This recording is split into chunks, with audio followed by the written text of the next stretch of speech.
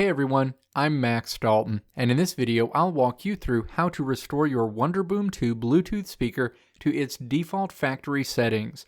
There are a variety of good reasons to want to restore your UE Wonderboom 2 Bluetooth speaker to its default factory settings.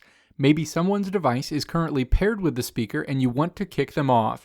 Maybe you're preparing to sell your Wonderboom 2, or maybe you've run into problems and you want to reset it to see if it solves them. No matter your reason, you can reset your Wonderboom 2 Bluetooth speaker to its original factory settings in a matter of seconds. Step 1. Press and hold down both the power and volume down buttons on your UE Wonderboom 2 Bluetooth speaker for roughly 15 seconds. The power button is located on the top of your Wonderboom 2 and features an indent of a circle with a vertical LED light running through it. The volume down button is the large minus sign on the front of your speaker. After roughly 15 seconds, you'll hear this tone and your Wonderboom 2 Bluetooth speaker will power down.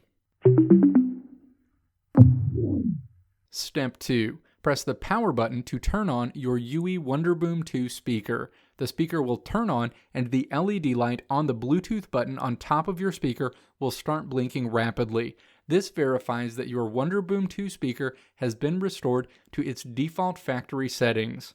Let me know in the comments section below what you think about your Ultimate Ears Wonderboom 2 Bluetooth speaker. If you liked what you saw here, click the video link on the right side of the screen to check out another video. Or click the logo on the left side of the screen to subscribe to this channel to see more great videos like this one.